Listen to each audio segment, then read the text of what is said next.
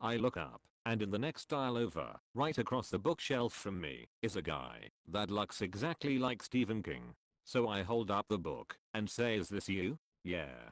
Good books. Thanks." And that was that. When this channel gets bigger, I will do a giveaway for some of the first subscribers, so you better subscribe now to not regret it later. What's your I met a celebrity, but didn't let on that I knew who they were story? My dad and I bumped into Michael Jordan at a Walgreens near Chicago. This was back in 2006 or so. We were picking out birthday cards for my mom, and MJ and his son came in the same aisle browsing some cards. My dad kept his cool and continued to look through different cards, giving him his personal space. I, on the other hand, was 9 years old and in awe, sort of staring at him. After MJ picked out his card, he winked at me and gave me a walk-by fist bump. Didn't really set in until I was older. How cool that was.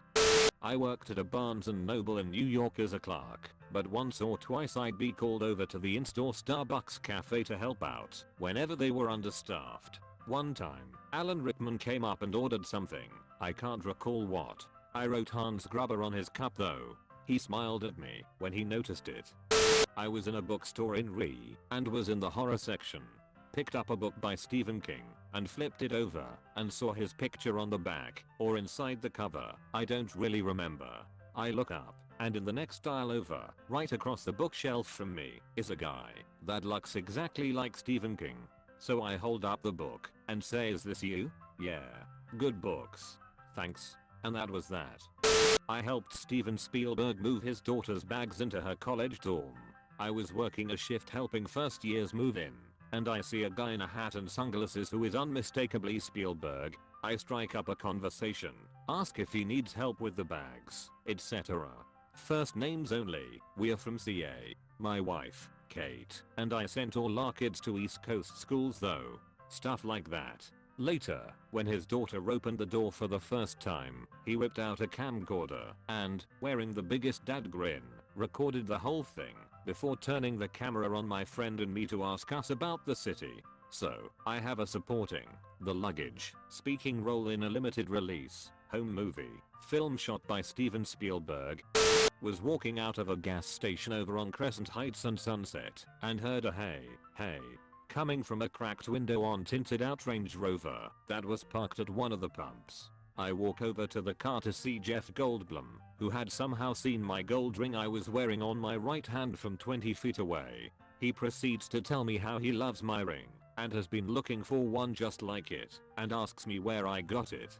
I tell him it was my grandfather's and he asks to see it up close. I hold my hand up to Jeff Goldblum. He takes my hand, gushes about the ring for a minute and thanks me. I said sure and walked back to my apartment. I like to think we are friends now.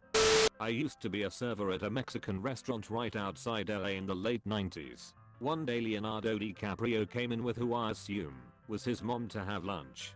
This would have been post-Titanic, so really at the peak of his breakthrough mega celeb status. He was wearing a bowl cap, sunglasses and unshaven, but I recognized him anyway. I didn't let anyone know, and I wrote something like "Your movies are awesome. I hope you liked our food" on his receipt when I dropped it off at the table.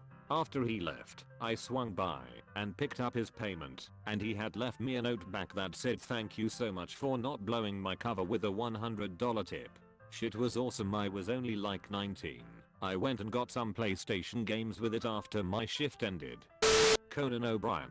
My college friend's dad owned an Irish restaurant in Manhattan, and she waitressed there back in the 1990s. She said he was super rude to the staff and was a bad tipper. One day a bunch of us were walking in the city and we saw him at a sidewalk cafe. We stopped and stared, and he noticed we were talking about him. My other friend went up to his table and asked him to take a picture of us and handed him her camera. His friends at the table had a huge laugh at his expense as we posed for a picture without him in it. We never let on we knew who he was. Now we all hold dear and sent a photo of us with a funny backstory. In the mid 90s I was a cab driver. Our service was like a cross between a limo and a taxi, and we serviced some fancy resorts. As I dropped off my passenger at a resort, another guy asks if I'm a taxi, and I say yes, so he tells his friend their cab is here.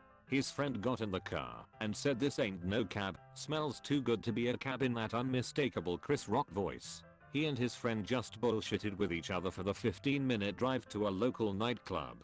There was a white kid trying to talk to a yellow cab driver ahead of us in the parking lot and Chris Rock started imitating the kid. Like, I need a ride. Yeah, I'm drunk, but I need a ride. And I was trying really hard not to laugh out loud. He wasn't nearly as famous yet at the time, but I had seen his stand-up routines on Comedy Central and knew exactly who he was, but didn't go fanboy on him. 10/10ths would drive Chris Rock again. My mom is a big sports fan.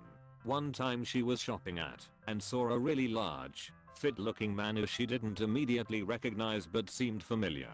She thought it must have been a professional football player or something, so she went up to the only other person in the shop, who was this smaller weird-looking guy, and asked him if he knew who the athletic-looking man was. The short guy looked at my mom and said, "That's my bodyguard, I'm Elton John." This happened yesterday. My wife took my son to the zoo, and he wanted to read every little plaque in the reptile area. My wife was distracted for a moment, so he asked the nearest stranger to read the plaque for him. My wife turned around to see Scarlett Johansson happily reading the info to him. I met Justin Timberlake and had no idea it was him until someone told me afterwards. Went to a basketball game with my dad, and we stopped by the bar area in the arena first. The game had just started, so it was pretty empty except for the bar itself. My dad goes to the restroom and I walk up to the bar to order a beer. There's only one seat at the bar next to a guy in a baseball cap and sunglasses. I politely ask if the seat is taken, and he just says nope, it's all you, man. We shoot the shit for a couple minutes. He's sitting on my right and eventually he says he and his wife are going to go to their seats. He extends his hand and asks my name. I tell him and ask his name. He says, "Justin. Nice to meet you, dude. Have a good night." He and his wife leave and the bartender comes up to me and says, "You know that was Justin Timberlake, right?" I immediately did a double take and couldn't believe I didn't recognize him even with the hat and sunglasses. I told my girlfriend at the time, who was a huge Justin Timberlake fan, and she couldn't believe I met him without knowing it was him. She wouldn't let it go for like a month. Met Elon Musk in a Tesla store in LA. Really wanted to meet him, but didn't want to be that guy. Decided I had a plan, so walked up to him and said, "Excuse me, do you work here?" He replied, "I mean, yeah, kind of." I say, "What can you tell me about the entertainment console of the Model S?" He says, "Let me see if I can find someone to help you." To which I say, "Now I'm just fucking with you." He laughed and shook my hand and walked off. When I was younger with fewer responsibilities, I used to just drive around for the hell of it. To me, driving as a hobby, late at night, was my favorite time. The streets are empty. My uncle is like this too. I asked him if he wanted to meet at American Coney Island. We sat down in a booth. A couple guys walked in after us and sat down behind us. Eminem, Dr. Dre, and a guy I later found out was Jimmy Iovine. We paid them no attention, but we knew who they were. They finished before us, and as they were walking out, Eminem nodded at us and said, "Thanks for not making a big deal about this. We got you." He and the other guys disappeared around the corner. I was 10 years old in 2002 when my mom took me to the Bronx Zoo for the first time. It was a rainy day, so we practically had the whole place to ourselves except for 3 British kids running around, chaperoned by a woman. My mom quickly befriended the woman, while I made like a kid and joined the horde, looking at spiders and scorpions, and sharing in the awe and excitement of the animals. After about an hour, when we said our goodbyes, my mother told me that the kid, Daniel, who I had been hanging out with, had played Harry Potter in the movie that came out last year. I had thought he looked familiar. I had the fortune of being on the same plane as Stanley. We were being shuttled to another part of the airport. I whispered to what I assumed to be his bodyguard that I didn't want to lead others on who he was, so please just let him know that I appreciate his work. He nodded, then whispered into Stanley's ear. He then smiled and put his head down in acknowledgement. "Rest in peace, big guy. You were a big part of my childhood."